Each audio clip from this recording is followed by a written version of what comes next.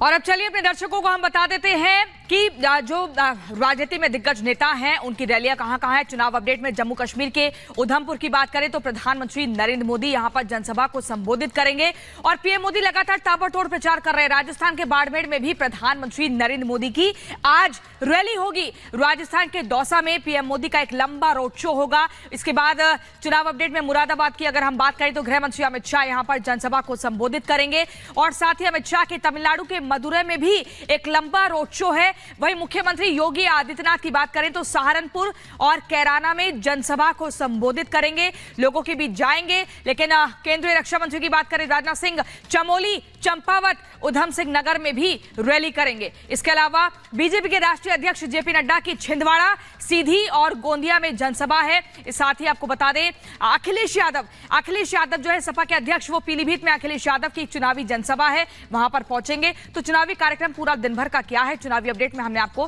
Graphics के जरिए बता दिया है। लेकिन इसी बीच अगली बड़ी खबर क्या है वो आपको सहयोगी गायत्री बताएंगी। और अब प्रियंका से चुनावी अपडेट के बाद सीधे आपको लिए चलते हैं हिमाचल की सियासत में। जी हां, हिमाचल प्रदेश के मंडी लोकसभा सीट से जब से बीजेपी ने कंगना रनौत को उम्मीदवार घोषित किया है तब से कांग्रेस बौखला गई है। लगातार कांग्रेस के जो नेता हैं वो अभद्र टिप्पणी कर रहे हैं। तो कंगना रनौत ने भी किया पलटवार। उन्होंने राहुल गांधी और विक्रमादित्य को छोटा पप्पू और बड़ा पप्पू बता दिया है। तो उधर विक्रमादित्य ने भी दे दिया है जवाब। आइए इस रिपोर्ट में आपको दिखाते हैं।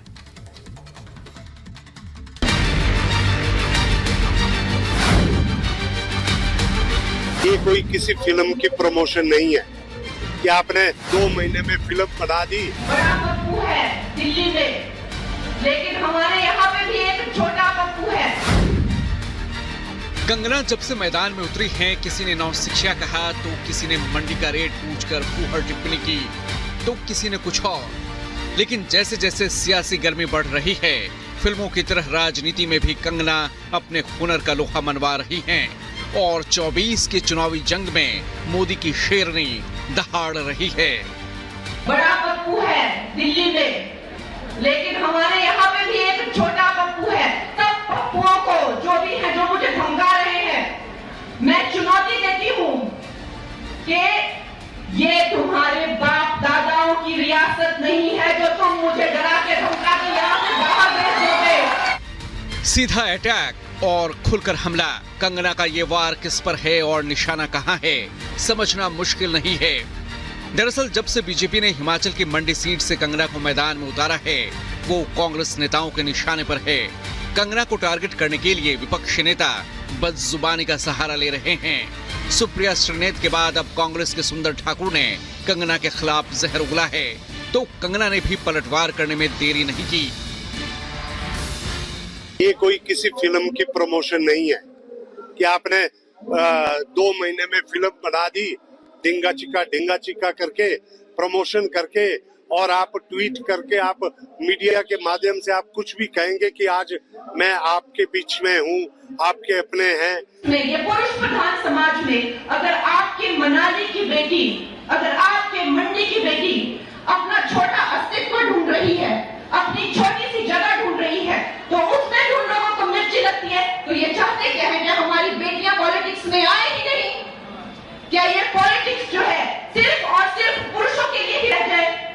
एक तरफ ये पुरुष हैं और एक तरफ हमारे मोदी जी हैं जिन्होंने महिलाओं को 33% आरक्षण दिया पॉलिटिक्स के लिए।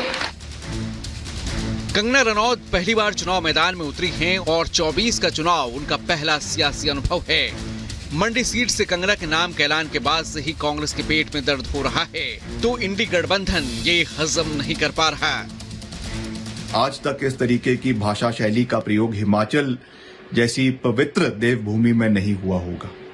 खैर, मैं ये कहना चाहता हूं कि वो जिस मनाली के मंच पर थी, अगर उन्होंने इस शब्दावली के बजाय अगर मनाली के मुद्दों की बात करी होती। ये बयानबाजी करेंगे लोग, और जो बयानबाजी कर रहे हैं कोई फर्क पड़ने वाला नहीं है। कंगना रनौत के बारे में जितनी बयानबाजी, ओछी बयानबाजी की जा रही है कांग्रेस के नेता और अन्य नेताओं के जरिए, उतना उनका वोट बढ़ रहा है। मैं उनको इतना ही कहना चाहूंगा कि उनको कंगना जी के नाम से खौफ हो गया है। कांग्रेस नेताओं की कंगना के लिए नफरत दिनों दिन बढ़ती जा रही है और शायद इसके पीछे मंडी में कंगना रनौत की पॉपुलैरिटी है।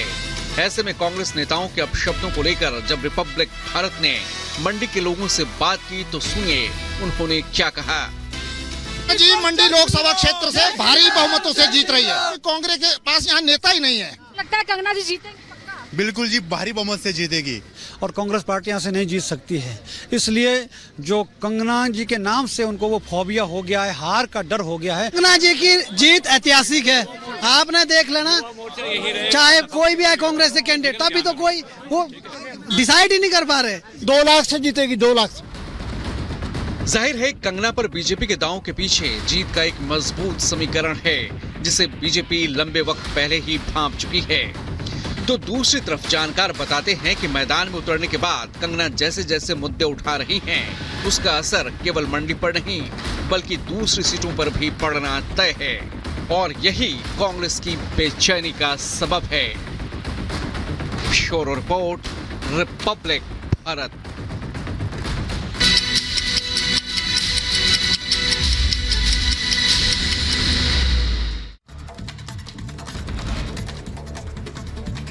पश्चिम बंगाल में चुनाव प्रचार के दौरान टीएमसी विधायक हमीदुल रहमान ने जनता को दी धमकी। कहा चुनाव के बाद चली जाएगी सेंट्रल फोर्स, उसके बाद हमारी फोर्स के साथ रहना होगा। बीजेपी नेता शुभेंदु अधिकारी ने वीडियो किया ट्वीट। वीडियो में वोटर्स को धमका रहा एमएलए शुभेंदु ने चुनाव आयोग से एक्शन लेने की मांग उठाई। मीसा भारती के बयान पर स्वतंत्र देव सिंह का पलटवार। कहा इंडी गठबंधन को लेकर जनता ने भ्रष्टाचार और परिवारवाद के चलते नकारा, लोगों ने बना लिया है मन, पीएम मोदी के लिए देंगे वोट। कंगना रनौत के बयान पर कांग्रेस का पलटवार। विक्रमादित्य सिंह ने कहा कंगना ने जैसी भाषा का प्रयोग किया उसको मैं नमन करता हूं। हिमाचल प्रदेश के कुल्लू में कंगना रनौत ने विपक्ष पर साधा निशाना। कहा दिल्ली में उनका एक पप्पू है, यहां भी एक छोटा पप्पू है, मैं उन्हें चुनौती देती हूं। लोकसभा चुनाव से पहले आम आदमी पार्टी को लगा बड़ा झटका। आम आदमी पार्टी के नेता प्रकाश कॉन्ट्रैक्टर बीजेपी में शामिल हुए। किशन पटेल की मौजूदगी में सदस्यता ली। अरविंद केजरीवाल और भगवंत मान की मुलाकात से पहले बैठक। दिल्ली पुलिस, पंजाब पुलिस और तिहाड़ प्रशासन के बीच होगी ये मीटिंग। मुलाकात के लिए सुरक्षा योजना पर करेंगे चर्चा। भगवंत मान ने अरविंद केजरीवाल से मुलाकात के लिए मांगा है वक्त।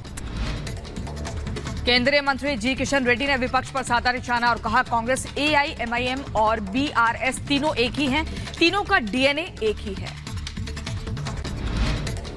उधर ज्ञानवापी में आज हुई श्रृंगार गौरी की पूजा अर्चना। भारी सुरक्षा के बीच विशेष पूजा। हर साल की तरह इस साल भी हुई पूजा अर्चना।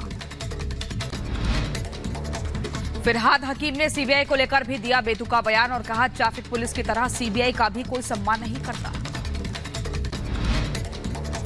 उत्तर प्रदेश के कानपुर में पुलिस को मिली बड़ी सफलता। घर के अंदर से बरामद अवैध शराब। अवैध शराब को चुनाव में इस्तेमाल करने की आशंका। मौके से एक आरोपी गिरफ्तार हुआ।